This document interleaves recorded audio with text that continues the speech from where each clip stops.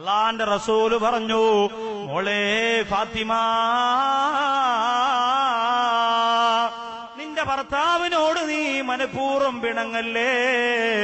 എന്നാൽ ഇണങ്ങുന്നത് വരെ നിന്റെ അമലുകൾ അല്ലാഹു സ്വീകരിക്കില്ല.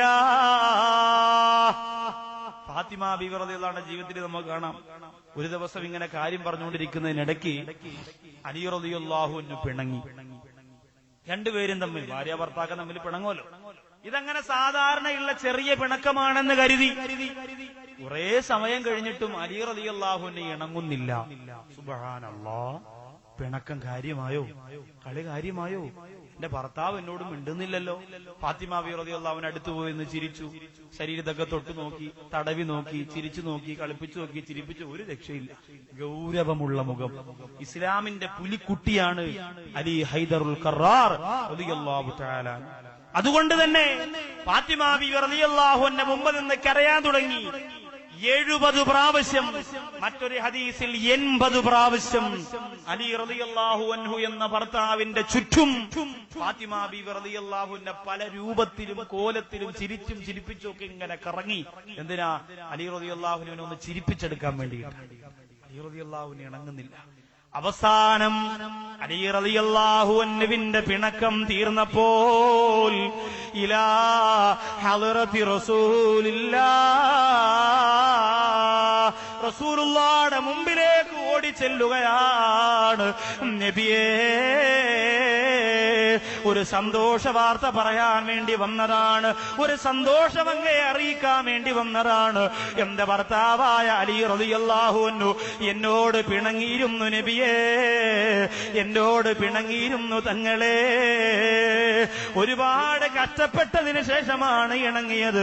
ആ പിണക്കം തീർന്ന സന്തോഷ വാർത്ത പറയാൻ വന്നതാണ് നബിയെ എന്ന് പറഞ്ഞപ്പോ അള്ളാന്റെ റസൂല് പറഞ്ഞ മറുപടിയും നിന്ന് എന്റെ സഹോദരിമാര് ചിന്തിക്കണേ.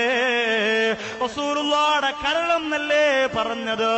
റസൂലുള്ളാഹിയുടെ തങ്കക്കുടമെന്നല്ലേ പറഞ്ഞത്? അള്ളാന്റെ റസൂൽ ഏറ്റവും അധികം സന്തോഷിച്ചത് ഈ മഹദി പിറന്നപ്പോഴെന്നല്ലേ പറഞ്ഞത്? പക്ഷേ ഇതാ ഭർത്താവിനോട് പിണങ്ങിയിട്ട് ആ പിണക്കം മാറ്റി ഇണങ്ങിയിട്ടാണ് വന്നതെന്ന് പറഞ്ഞപ്പോ അള്ളാന്റെ റസൂല് പറയുന്നു, ഫാത്തിമ, ആ ഭർത്താവിന്റെ കൂടെ പിണങ്ങിക്കഴിഞ്ഞപ്പോഴാണ് നീ മരിച്ചിരുന്നത് എങ്കിൽ മാ സല്ലൈതു ബികിയാ ഫാത്തിമ,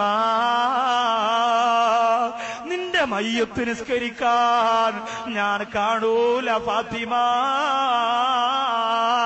ഭർത്താവിന്റെ കൂടെ പിണങ്ങിയിരിക്കുമ്പോഴാണ് പൊന്നുമോളെ നീ മരിച്ചു പോകുന്നതെങ്കിൽ നിന്റെ മയ്യത്ത് നിസ്കരിക്കാൻ ഞാൻ കാണൂലെന്ന് ആരംഭപ്പൂവായ നബി മുഹമ്മദ് മുസ്തഫ. ഭർത്താവ് ഗൾഫിൽ നിന്ന് കഷ്ടപ്പെട്ട് കൊണ്ടുവരുന്നതല്ല വാരി വലിച്ച് സന്തോഷത്തോടെ വാങ്ങിവെക്കാനല്ലാതെ അതിന് പകരം ഇന്ന് വരെ തിരിച്ചെന്തു കൊടുത്തു? എന്റെ പ്രിയപ്പെട്ട ഭാര്യമാരെ, ആലോചിക്കേണ്ട വിഷയമാണ്, ചിന്തിക്കേണ്ട വിഷയമാണ്. എത്ര ദിവസം നിന്റെ ശല്യം കാരണം മരിച്ചാ മതി എന്ന് നിന്റെ ഭർത്താവ് പറഞ്ഞിട്ടുണ്ട്. ഈ വീട്ടിനകത്ത് സ്വസ്ഥതയില്ലല്ലോ, ഇവിടെ സമാധാനമില്ലല്ലോ എന്ന് പറഞ്ഞുകൊണ്ട് വിഷമത്തോട് തലയിൽ കൈയും വെച്ച് വീടിന്റെ സിറ്റ് ഔട്ടില് എത്ര ദിവസം എന്റെ മണിക്കിണറിലെ പെങ്ങളെ നിന്റെ ഭർത്താക്കന്മാര് വന്നിരുന്നിട്ടുണ്ട് മോളെ. അല്ല പൊറുക്കൂല പൊന്നേ. അല്ലാഹുവിന്റെ റസൂല് പറയുന്നു, ഫാത്തിമ, ഒരിക്കലും നിന്റെ ഭർത്താവിനെ നീ പിണക്കല്ലേ ഫാത്തിമ. നീ കാരണമായിട്ട് പിണങ്ങിയ ഇണങ്ങുന്നത് വരെ നിന്റെ ഒരു അഅ്മാലുകളും അല്ലാഹു സ്വീകരിക്കൂല ഫാത്തിമ.